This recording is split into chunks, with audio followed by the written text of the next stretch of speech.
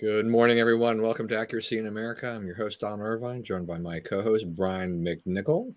Hello, deplorables, drags, despicables, chumps, Neanderthals, semi-fascists, and of course those dog-faced body soldiers.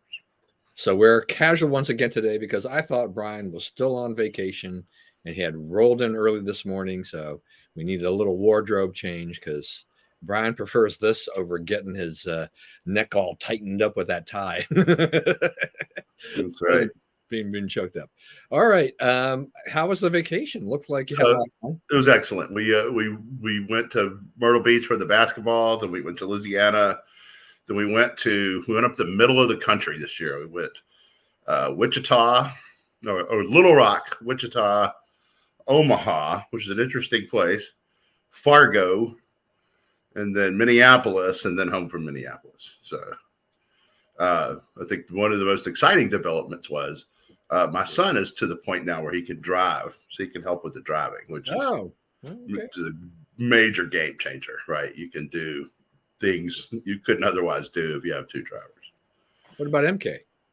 MK doesn't really like it. It's not too fast for her. Yeah.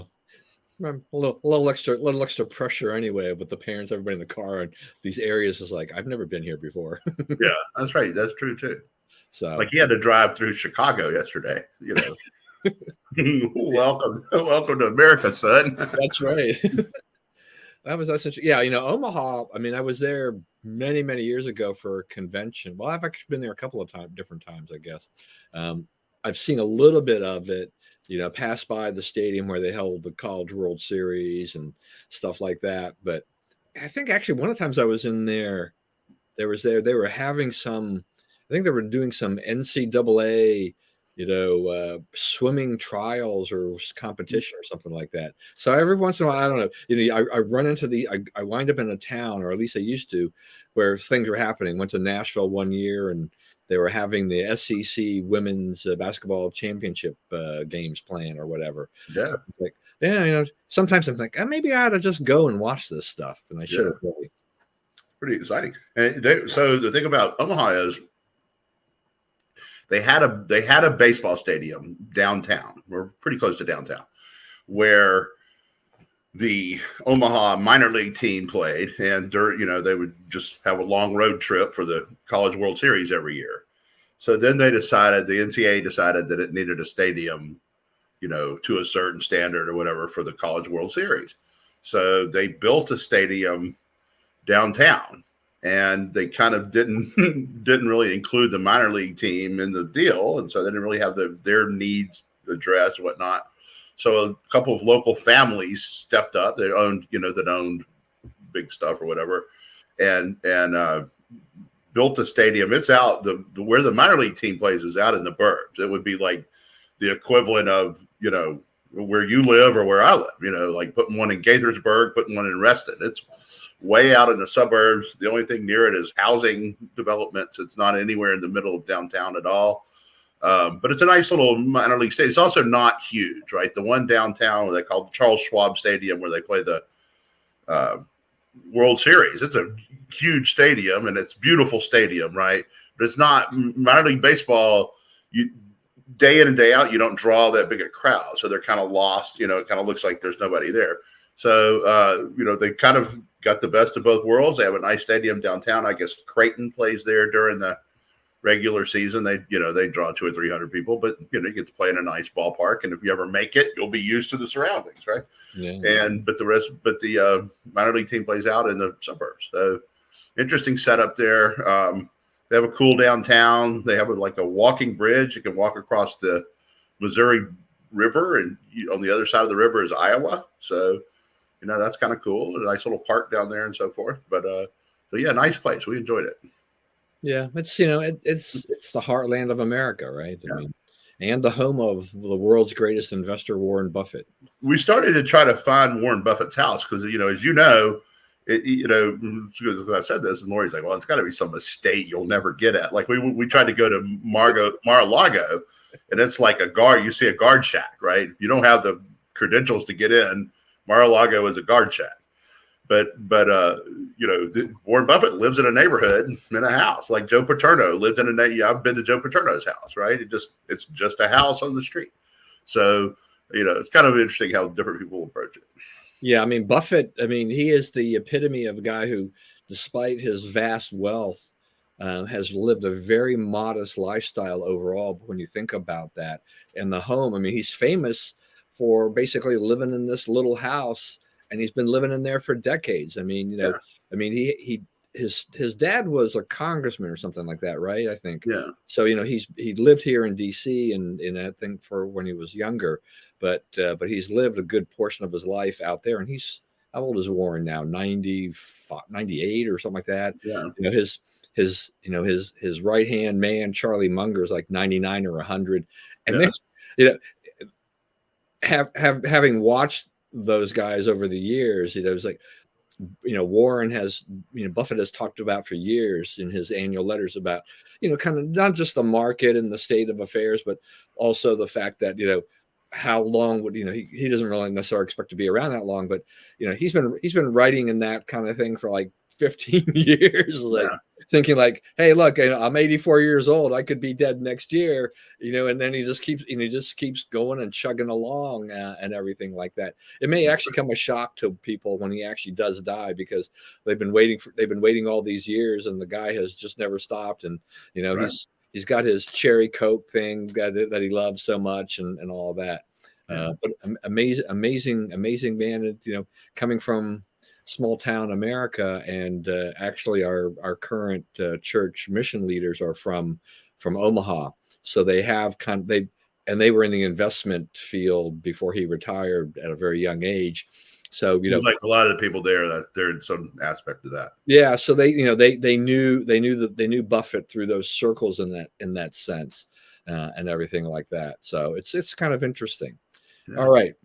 It's you've come back. Well, the weather's not too bad here. It's it's going to be warm. I was looking at AccuWeather. It says in the shade it's like 90. It'll feel like 90. In the sun it'll feel like 101. And then I saw a report that said Monday was the hottest day on record since they've been keeping records, according to NOAA, worldwide. Something like 66.42 degrees average temperature worldwide. They're saying, buddy. they're saying the effects of El Nino and climate change, because that's a story, because climate change has got to take that thing front and center. Every time you have a hot day, there's always going to be a climate change angle in there. Well, I'll tell you what. So at the end of the winter, the La Nina collapsed, and it's being replaced by an El Nino, but it's in the process of happening. And it happened in a rush, in a more of a hurry than we're accustomed to with these things. So you're going to get some unsettled weather. You're going to get some weird weather for a while it sorts itself out, right? But I understand that the Biden administration wants to spray something into space to block the sun to reduce global warming, and it's like, there's got to be some way to stop them from doing this. I would rather the global warming. I think that, what is the right amount to spray, right? What if you spray too much and there's an ice age, right? I mean, they have no idea. And they also have no idea. And here's the thing about this that people don't understand. Like the Earth, obviously, like our weather now is the same as it was 8,200 years ago. It's just about exactly the same. Now, in that 8,200 years, there's been ups and downs and colds and hots and all that kind of stuff, right? But it comes back to the mean. Now, how does it come back to the mean? How does that happen? Does the Earth must have ways of correcting itself. When it gets too hot, things happen that cool it down, right? That may be part of the cause of volcanoes. Is it, that's the Earth giving off heat, right? And the clouds protect the atmosphere, right? Mount Minatuba went off in what was in 92, and it was like 5-6 years of cooling just from the ash from Mount Minatuba in Italy. So I mean, we so little understand this, and the data we have is either incomplete or guesses, right? Estimates. They change the high temperature to what the high temperature would be if their graph were correct. I mean, they change data to make it fit the conclusions. So you don't really have a lot of good science behind this, and it's not well understood, and it's not something that we should be taking that kind of dramatic corrective on. It was, the dangers far outweigh the risk of doing nothing. Yeah, I mean, I can see somebody, if Biden somehow manages to do this, that next thing you know, you can go to your local Walmart and buy a spray can and protect yourself by spraying the air around you. Yeah, that's right. My yard is cool. Come over. We have protected ourselves from the sun. We can go out and have our barbecue and not get fried. Might be 90 at your house, Don, but it's 74 here. We sprayed. Oh man, I just too much. It is way too much. We had some days on this thing that were pretty warm, high 90s and so forth. It's hot. You're in the South. You're going to get some warm weather. Well, they talked about the heat dome in the South and things getting trapped, and they had a lot. They had a long, up to a 2-week string or thereabouts of really hot weather. Some records were set in various parts of Texas and things like that. It was 105 when we were in Wichita, which was very hot, but Omaha was above the dome, right? So by the time Omaha, then we got to Fargo. Fargo was really nice, right? It's also light there till 10 o'clock at night, which was, you could tee off at 8 o'clock and get in 9 holes, man. That's interesting. I can't say I've ever been to Fargo. I mean, the only thing I think about Fargo is, like, wasn't there a movie and a TV show or something about it? Yeah, we checked out some of the movie, TV show stuff when we were up there. It's pretty cool. Got big on fracking too, I think, a few years ago too. Right? Yeah, there's a lot of, they were talking about, hey, my cousins were talking to me, they're like, hey man, they got good jobs here. They $28 a gallon an hour to work for Walmart. And $28 to flip burgers, right? Because they need so many people. She's saying it's hard to go to a restaurant because it's like Houston in the early 80s. They don't have people for restaurants. Everybody's off making bigger money doing other stuff. Interesting. Yeah. All right. Where are we with this whole Russia-Ukraine situation? I mean, I guess there's a lot of speculation exactly what is the future of Prigozhin, and I guess Putin is basically, has taken over, or is in the process of taking over the Wagner group or whatever. Zelensky said something about, this for him is on ending until, they can end the occupation in Crimea and things like that. And and Ukraine is making some progress, I guess, kind of slow and steady, but it's just a slog, is it not? It's a slog. Ukraine is, they're using up their stuff. We're coming to the end of what they can do without, dollar for dollar doing it with our help, right? So there's some concerns there. Using up their stuff. They're using up their soldiers. They're starting to incur losses that are not sustainable over time. So, but I don't blame him.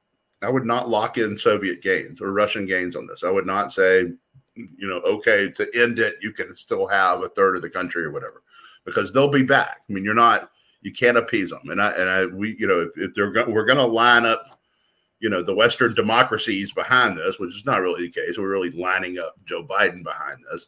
Then go for it. Get them all the way out of Ukraine, get them all the way out of the country, right? Russia does not deserve any reward for what it's done here. And so, I don't blame them for wanting them out. If they can make it happen, I don't know if they can make it happen. I think that's kind of what the problem is. I think the Wagner Group guy, he wants to keep himself on top of the dirt and is proceeding under that impression. Yeah, that's going to be tricky for him. I would be careful what I eat if I'm him for a long. I think so. I'm kind of wondering with this because we've gone on for almost 500 days, which is unbelievable at this point. And as you told me, we are seeing attrition on both sides. I mean, there are a limited number of people. How many people can you throw at this? Right. How many more people you have in reserve?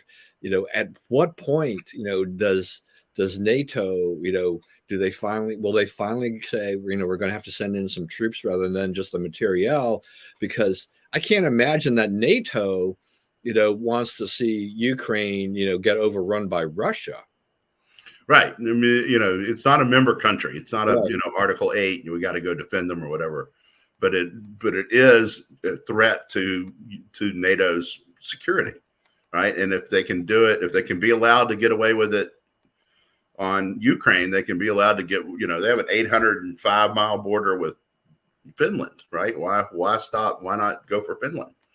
They're the mechanisms that would keep Putin in his place are no longer there. Trump had him stop.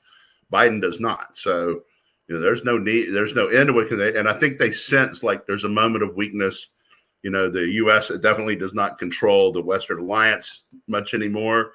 So there's not a lot of like things that can be marshaled against them anymore. So that, I think they see the Russian sense of vulnerability and they sense a chance to outlast us, and they may well be right. Yeah, it'll be interesting.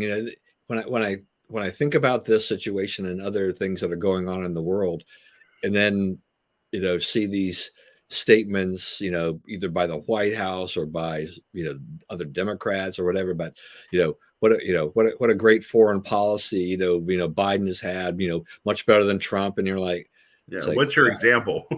Where did things get better? Hey, yeah, shut up. Right. Exactly. Where was North Korea, during the Trump administration, or where was Russia during the Trump administration compared to today? I mean, what was going on worldwide compared to today? It's just there's just all these eruptions and all these other things right. that But remember, Putin did not dare move against Ukraine while Trump was president. He moved against Ukraine while Obama was president, and as soon as Biden got to be president. But he didn't mess with us under Trump.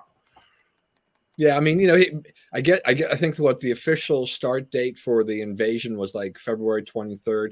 So he gave it about a month, but there's probably, this planning is like, okay, Biden, from the time Biden got elected in November, right, then, started putting troops to getting this they ready. Were probably strategizing about it in those months, and then waiting to see a little bit in terms of, once Biden is in office, what will he do? Okay. And as you evaluate that, you're like, okay, well, he's not going to be Trump. This is, we'll go ahead and accelerate this process. We'll go ahead with our plans and do this. And so, this is not some fly by night. It's not something that all of a sudden on, February 22nd, Putin said, we're going to go in there. So they had planning. They had some plans laid out there, but it was all predicated on Biden's election and then watching what happened once Biden was officially president. Right. We're broadcasting weakness, and people the world's taking notice. Yeah. So it's been kind of interesting in there. What's going on here in France? I mean, I don't know. Macron has just faced all kinds of issues, one thing after another, and they're trying to calm things down. But boy, it doesn't take a lot for these people to riot in France these days, it seems. Well, this was somebody got shot with right. a rubber bullet and died anyway. Oh, you're just doing that to us because we're us type of critique of it. But I mean, they have, from my understanding of this, they have a lot of Cabrini Green situations in France, certain places where, big, huge, thousands and thousands of people living in these high-rise apartment slums, basically. They call them estates, which I think is pretty funny. And so these things breed crime. They breed no hope, right? All you can see when you look out your window is more of same, right? So it is easy for a kid who can't get outside that perimeter to assume that that is the world. That is, what the world's going to be as far as the kid is concerned. So, your life is defined by whether you join the drug, violence cartel or you don't, and you can stand outside of it, and people do, but it's easier from a lot of standpoints to join in, right? And there's not a lot of future out there to say, hey, I don't want to mess with my future by doing drugs, right? Your future, that's as good a future as you can see for yourself from that urge. So, it's social, does socialism matter? Does it hurt? Well, this is what socialized housing looks like. This is what socialized society looks like, right? And you say, oh, well, everybody has a place to live. We don't have these people sleep. They're not sleeping in the street.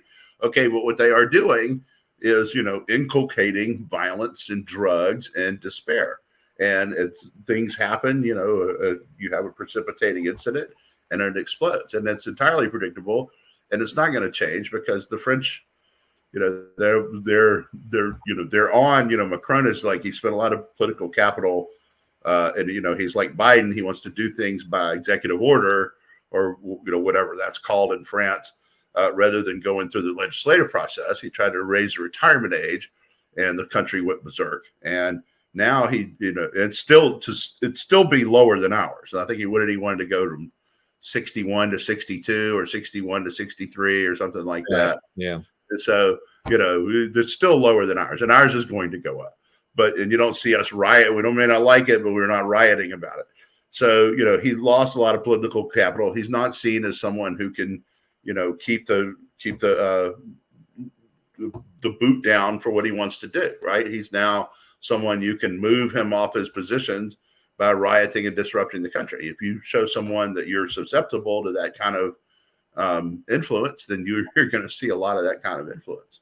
Yeah, I mean, they were just not effective on taking care of the yellow vests and all these kinds of things sometimes, and as you're talking about what's happening there, with the situation, I mean, France for a number of years has struggled with this huge influx of Africans, lots of them, majority of them Muslim, and they wind up in this slummy area, that is equivalent to what Cabrini Green was, in Chicago, Illinois, and in the Illinois area, and so that does. I mean, they were just fostering this.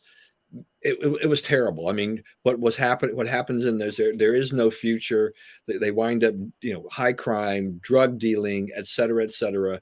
France has never really been able to figure out how to deal with that segment of population. And it's a big part of the population. I mean, it has grown tremendously over the years. And so it's like a powder keg anyway. I mean, it won't take a lot to set them off. Some kid gets shot, and then so that, once again, that was just the spark you needed to set this thing off. It's not the first time they've rioted in that sector, and it will not be the last time they rioted. Right. But remember, America's leftists would do this to us if they had the chance.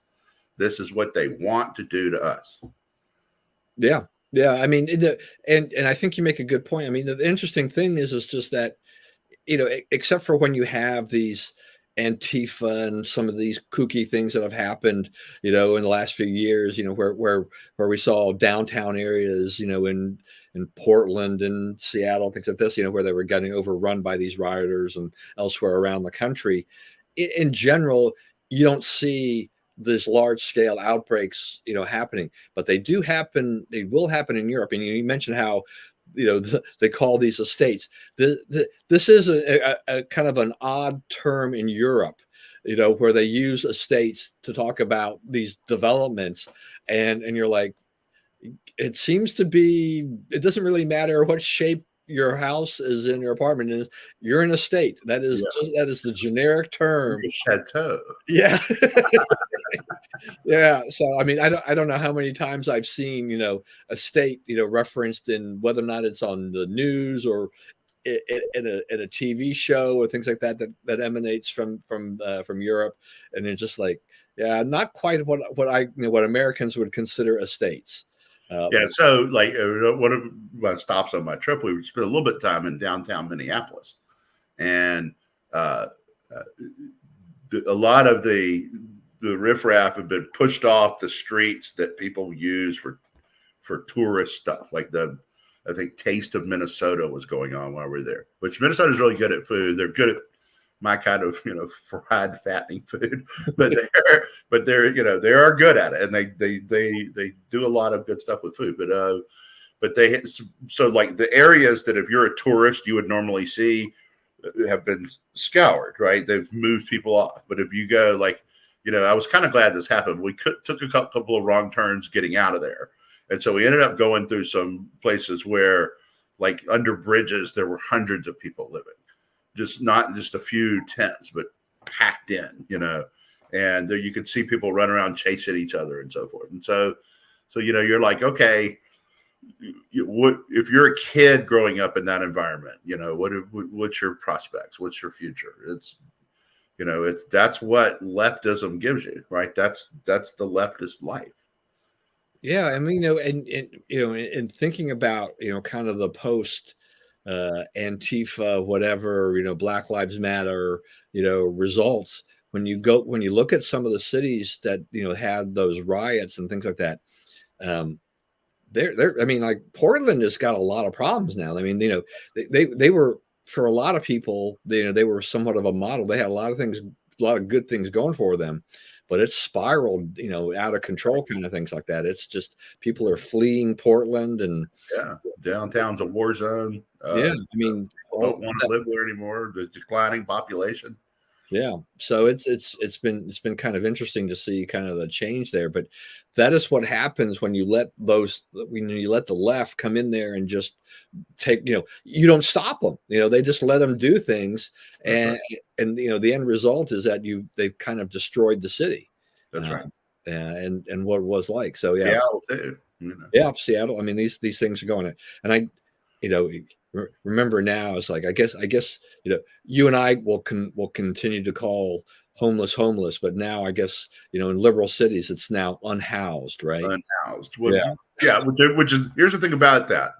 Okay. That, when they change the language on us, they do it for a reason. It's not willy nilly. It's not because they don't like the word homeless, right? They're trying to tell you that, it's not that they don't have a home. It's that we have not given them a home yet. Right. This unhoused implies action, a need for action on our part. Right. So it's, our responsibility to get all these people into a house. And we may want to do that as a public health matter, or as a, my cousin told me she's worked with a lot of homeless and so forth in Minneapolis, that, a big thing is to find something in the winter. Right. And there's a big trade in blankets. Like, she used to be in charge of trying to get them blankets, right, to survive it. But I mean, at a certain level, that is achieved early and often in Minnesota, blankets are not going to do the trick, right? You're going to need more than blankets. You need to be able to sleep inside.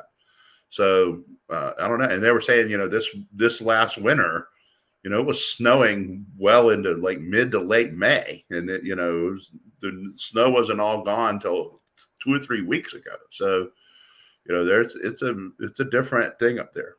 Yeah, and that's right. So I mean, all of these things, it's kind of like, we went from global warming to climate change because they thought this was more effective. Because it wasn't warming. Yeah, it wasn't really warming. And climate change, they found a way to try to make this. These are all about policy prescriptions and proposals. So you go from homeless to unhoused. They're trying to change that narrative to say, we need a solution to take care of all of these people. And just a matter of building more public housing. No, it's not. Yeah. Right? There's much more to it than that. Right? There's most of those people sleeping under that bridge, if they decided, my goal is going to be to start sleeping inside. That's achievable, right? There's public help for them now, but that's not what's going on here. This is more and more transfer of wealth to people that didn't earn the wealth. Yeah. And, for whatever reason, it's unfortunate because a lot of the people who are homeless are also mentally ill. Right. And they don't let you take care of them anymore. It used to be, we said, okay, if you're mentally ill, we're going to treat you for being mentally ill, right? Or cordon you off so you can't hurt other people, right? And we isolate your damage. Now, if you're mentally ill, you can be the head of a family. A lot of people say my family is headed by someone who's mentally ill. But me. But I mean, a lot of people are that's they're not stopped. Their place in society is not changed. It's not adjusted, regardless of how mentally ill they are. So they're still responsible for kids and a wife and a job and all this stuff, and they can't do any of it. Yeah, look, I mean, just like a lot of things, I mean, there's different levels of mental illness, and there are levels where you cannot function and do a lot of the things that adults do, and there are other things that you can work with it, treat it, and You manage it enough that you can function, that you can be part of a family, but that it requires a lot of work, so a lot of these people that they've tried to put back into housing, it fails. They can't handle it. They're not, they don't know what to do. And so a lot of rules, and it should be a lot of rules, yeah, right? no, it absolutely has to. We're going to give you a house. You cannot then destroy the house and use it to sell drugs and run prostitution rings or whatever. You need to be someone who accepted charity and act like it, right? And it's hard to get people to do. Right. The difference is, okay, where does all the charity involved in all of this come from, right? It all emanates from government. Government has pushed out all the private actors in this. So the solutions are one size fits all, right? And some people, they need the house without all the rules because they can't handle the rules, right? Who will give that to them? Not government. Government has to have the rules, right? Because to be perfectly honest, somewhat for people like you and me to say, hey, we're not giving people houses so they can run a drug ring, right? We're giving you a house so you don't freeze to death on the street. Okay, so that's so we want that house treated a certain way. We want our investment treated a certain way. Okay, if the people giving the help, providing the house, are people doing it from the charitable act of their own, right? Then they're working out something with that person, and there can be more understanding, and there doesn't be a sheet of rules and compliance officers and all this stuff. That's all put there because the help comes from government, right? So by outsourcing, which the Democrats want to do, they want to outsource their charitable obligations to government. Like, hey, we'll just pay taxes and let government deal with it. These are the prices you pay for that. These are the victims of that thinking. Yeah, well, I mean, I still remember. Because this is a problem that's been here for a long time. Yeah, and it accelerated. Really after it was decided that mentally ill, we're not going to be institutionalized. Which whatever issues with that, I think we've talked about before. But like in D.C., they would take these people and they'd say, okay, they had some of these very low rent, hotels in DC. And so they turned those places into kind of homeless shelters and things like that. But it didn't really solve the problem. I mean, it took people technically off the streets, but those people were trashing those those hotels, so that they were now destroying the facilities that the government says, well, here, this is our fix. We're going to just we're going to put 50 families or whatever individuals in here, and we think that's going to work.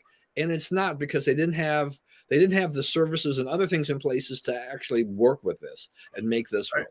Right. And they're not going to, because it's always going to be done. It's like the people want to privatize healthcare. I mean, have public healthcare, right? Okay. If we have public healthcare, we will, by definition, from day one, start trying to cut costs in it, right? I mean, if you're going to have a big public entity like that, and it will be huge, right? If we ever try to do this here, the National Health Service in the UK, which serves about a population of 1/5 the size of us, is like the 4th largest employer in the world.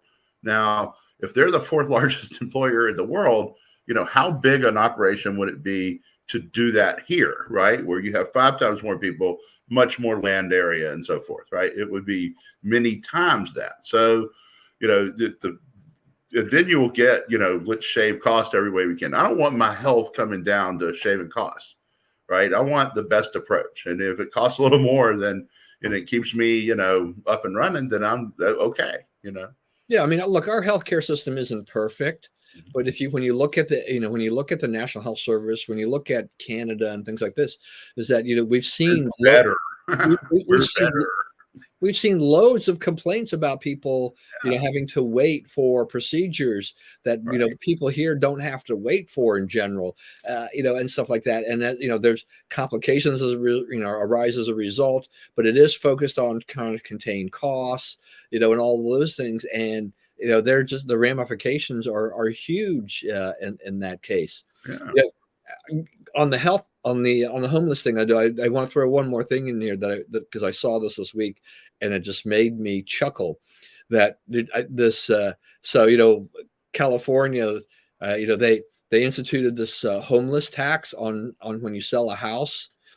Anything over $5 million, there's a tax, and that there's a specific tax that funds homeless, initiatives, right, and everything like this. So what did people do? They started pricing their homes at 4.999 million. Yeah, absolutely. And I mean, so realistically, I mean, a $5 million house in Los Angeles is not really all that big, right? I mean, yeah, it's not, right? yeah, it's not that big a deal. There's a lot of them. Well, I mean, look, the housing is so, housing is so expensive in California. I mean, you'd have to pay $1 million or $2 million sometimes to get a 1,000 square foot home, right? Right. So you're not really talking about a home. You're talking about a home that's maybe what, 750 to $1 million in some places here, but they're basically, housing is 2, 3, 4, 5 times more expensive than a lot of areas in Southern California. So I just think it's hilarious that these homeowners are thinking like, well, we don't want to get into that, have that tax situation on there. So we're going to keep it at the very, we're going to skirt this thing and do that. It's just another thing that's like, you try to put all these policies and you try to tax and say, we can tax this because there's so many people that are so rich, but there is a little bit of rebellion where even I think liberals say no. Right. That's right. And that's just, it's like sort of like your deal over there, right? Montgomery County is an example of a place that they're so rich that they can't they don't ever have to pay for their mistakes. Right. So like, I remember when I was there, when I was at the Montgomery Journal, we did this story about they had like 10 or 12% of the people who work for Montgomery County Public Schools were making more than $100,000 a year. And I'm sure there's much more than that now, but they were almost none of them were in a classroom, right? So you were paying, what do you call it? Administrators and so forth. Okay. You're not doing anything that makes the classroom experience any better, right? You're not actually helping kids, but you have this system. And since it's public and since there's a lot of money in there, everybody just gets in and makes their grab and creates their administrative position and so forth. And so that's what you get, as a lot of money gets wasted. Yeah. Yeah. So it's just, I mean, there is this one Twitter account that I follow now. It's called, I think it's Clean Slate Moco or something like that. So people behind it, or person, I don't know if it's one person or more, but what they do is that they're constantly kind of throwing up pictures and they're doing a whole bunch of other things. They're tweeting about just all the kind of insanity with all our bureaucrats in Moco, whether it's the school system, whether it's the county council and stuff like that. And just like, all the examples of things that are wrong with Moco and, how we're just being buried by these liberal politicians. Yeah. And I guess you saw that, they're now accusing us, the conservatives, of, rounding up these Muslim parents who have come out very strongly in Montgomery County against some of the stuff, some of the woke / sexually predatory content in schools, right? There's been some Muslim groups have protested and gone in there and said they want certain books taken up. Yeah, they had a protest scheduled. I think it was last week.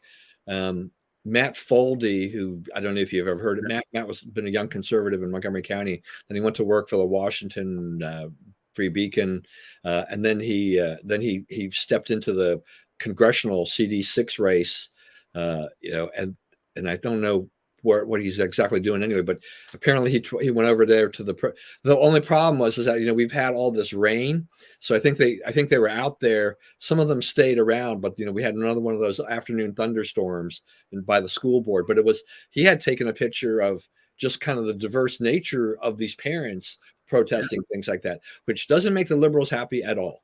Right, because they've gone too far on this, and they don't really know what to do because they don't want to look like they're surrendering, but they've lost the public, and they seem to know this and are grappling with what to do about it. Yeah, it's just amazing. still kind of in July 4th mode here. I decided where my, put my flag here. That's part of the reason to go casual anyway. But there, once again, violence over the weekend in various places. We had it in DC. We had the block party in Baltimore. There was a thing in Philadelphia.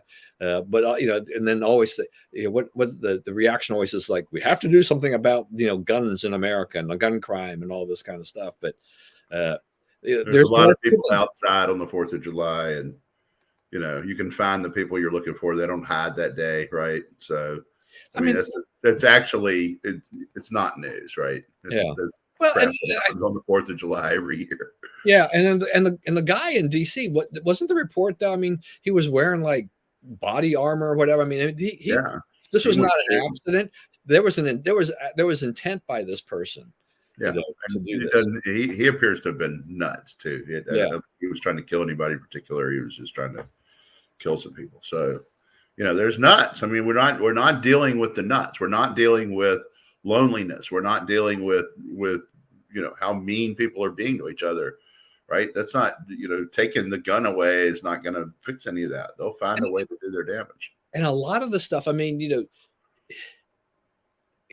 look at us kind of pre-COVID and post-COVID.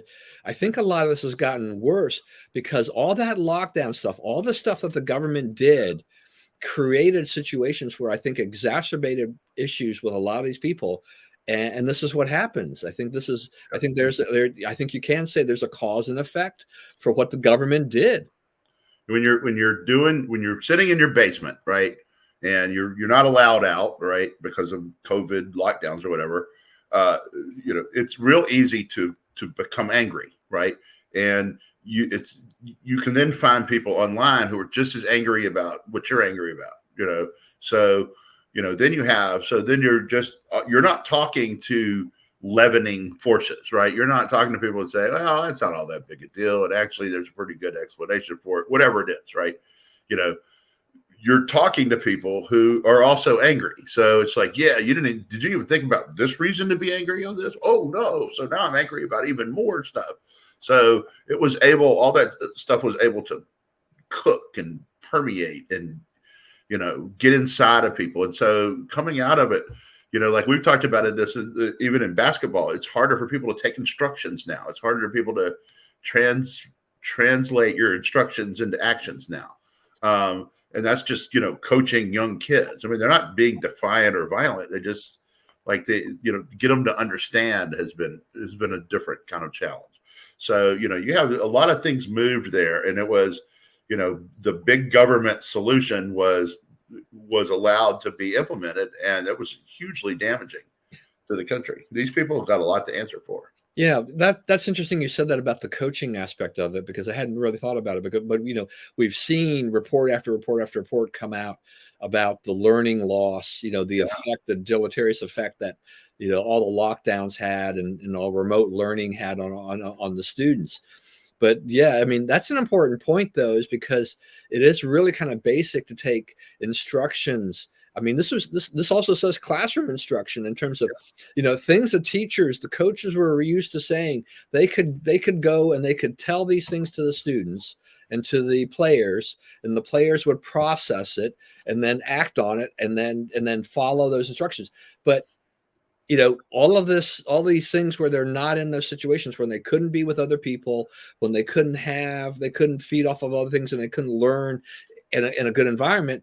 Yeah, it's like, well, wait a minute.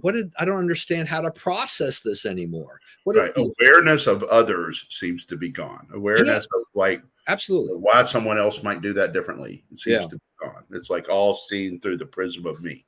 Yeah. Yeah, and that's a huge thing. That, I mean, teachers unions and things like that. On one hand, they profess how they're there for the children. On the other hand, they've shown their complete disdain for it because of what we've suffered through. But yeah, the students were isolated. There's a lot of me kind of a thing like this, and blocks innovation, blocks progress. Yeah, and you learn from experiences, but you learn from others, right? And you learn with others. And when you haven't had that, and then all of a sudden you're thrust back into it again, you're like, I kind of forgot what this was like, or I never have been through it. I mean, if you get new players, it's like, what am I doing? right? Yeah. And you also have, so you're the mechanism by which we all have a lot of ideas in our heads, right? And a lot of those ideas are not good ideas, right?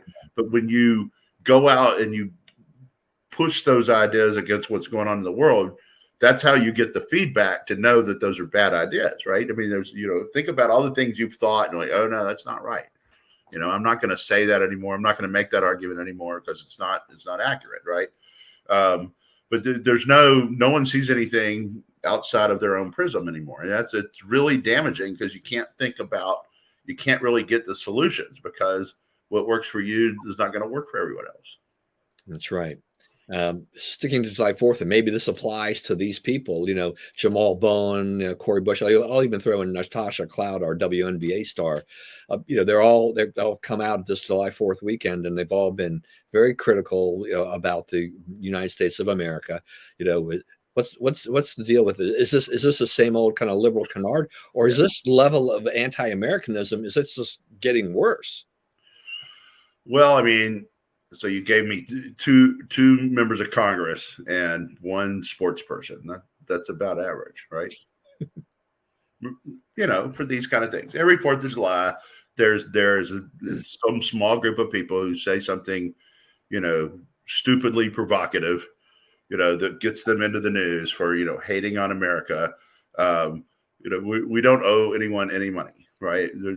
I think that's the wrong way to go after it. If there are people who talk about the reparations thing, so to speak, who do it in a more constructive way, right? They say, make an effort to make those schools really work, right? For instance, the schools that are serving those kids. But the idea that like I owe someone money for something that, no one did anything to the person I owe, and I didn't do anything to anybody is ridiculous, right? And that's a fundamental precept of America law. What makes America great is the dignity of the individual, right? I'm responsible for me. You're responsible for you. We're not thought of as groups, right? So these people want to put everything into a group. I will say this. There were the court rulings this week really revealed like the racist nature of the left, right? One of the things that happened is a woman who worked for Biden tweeted that, Black people will have no chance to get into college now that affirmative action has been taken away. And it's like, a lot of Black people are plenty smart enough to get in college without any help from affirmative action, right? But it's just their notion that like, if we don't do all these things, these people need our help. They're incapable of doing it on their own because of their race, right? It is just blatant racism. Well, you know why they needed affirmative action a lot of times? It's because our teachers and our teachers unions, they have their piss poor education of our students, not preparing them for this next level anyway, right? I mean, right. That's another way. Government has to run these schools in these areas, right? So what does government do? Here is a school. You've got enough teachers. How did those teachers get there? The other principals did not want them, right?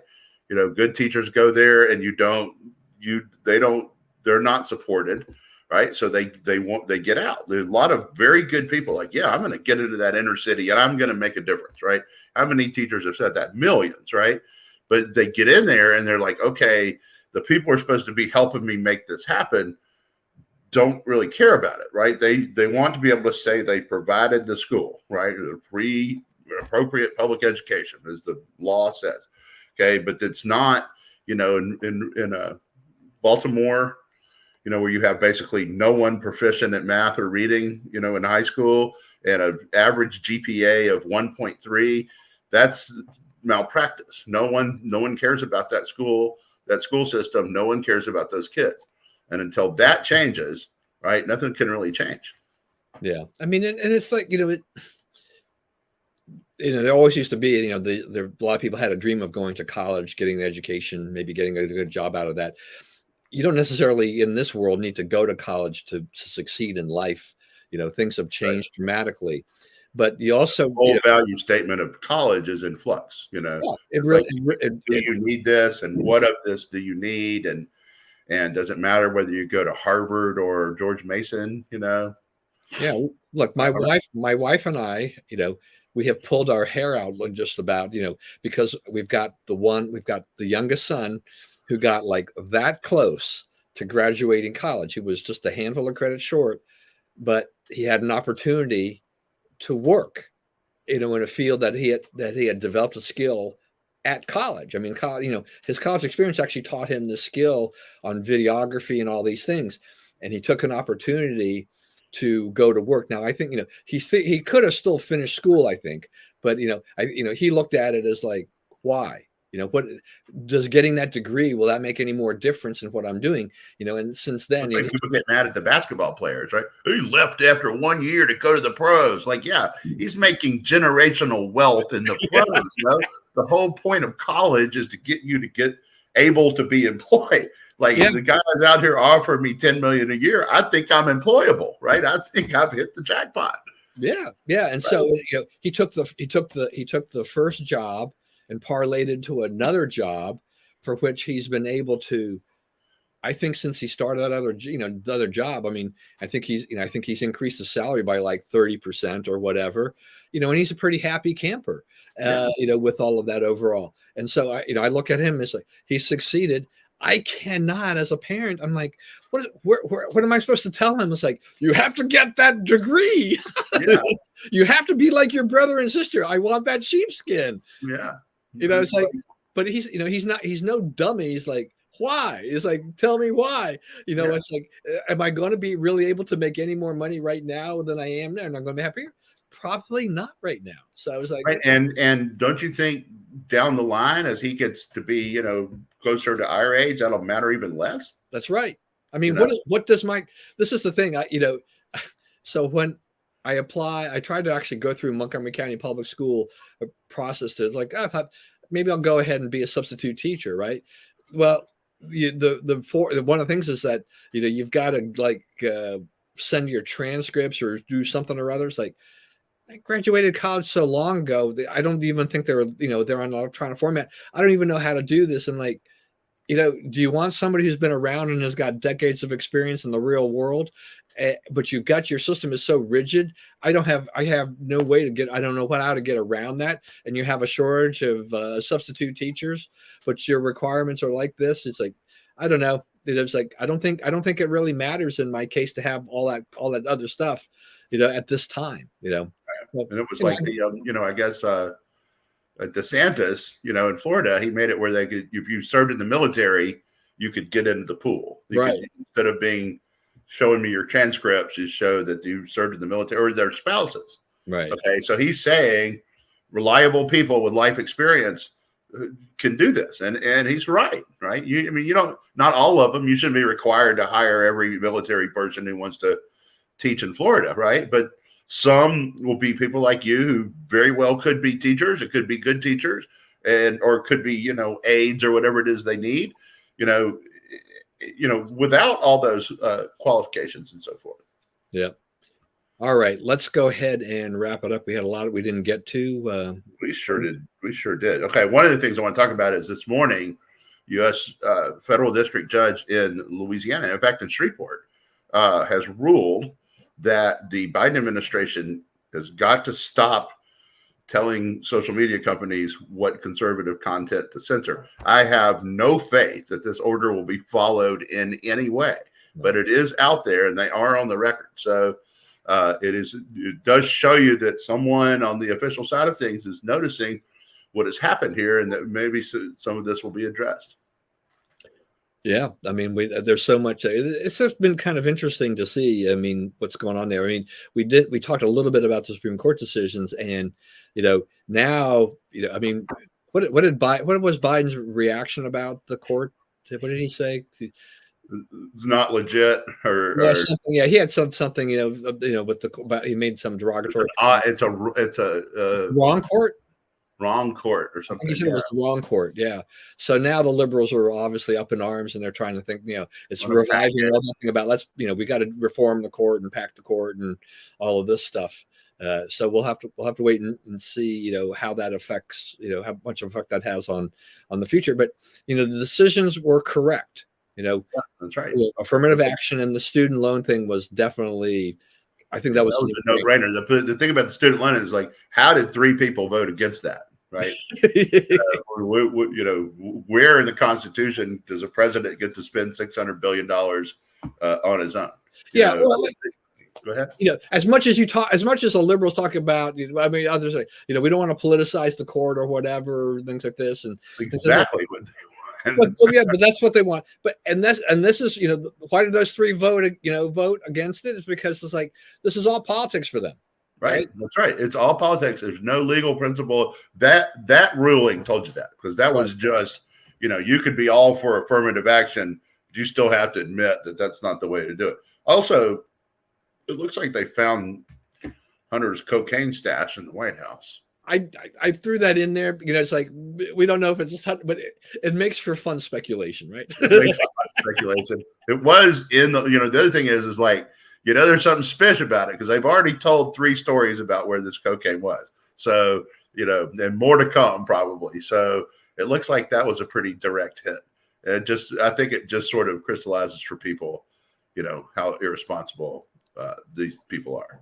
My final word here will be that congratulations to the state of Washington that your climate policies have now pushed the average price of gas to $4.97, topping California. And there's probably no end in sight because they just keep lopping on these rules that add costs for those that are producing gas, and the consumers are taking a hit. Yeah, we saw tons and tons of Washington plates driving out of Washington on this weekend, right? We talked about that. So, yeah, it's in bad shape. As a state, a beautiful state, should be in great shape, but it's terrible because of leftist politics. All right. Well, thanks for everyone for joining us today. I hope you had a great 4th this yesterday and everything like that. Remember, as always, stay safe and stay well. Remember, we live in the greatest country in the world. Do not let anyone tell you otherwise. As evidenced by yesterday, we got to stand up for our flag and our country. And as always, God bless America. And we will see you again next week, and we'll know the All-Star game results by then. That's right. All right. We'll see you then, everybody. All right.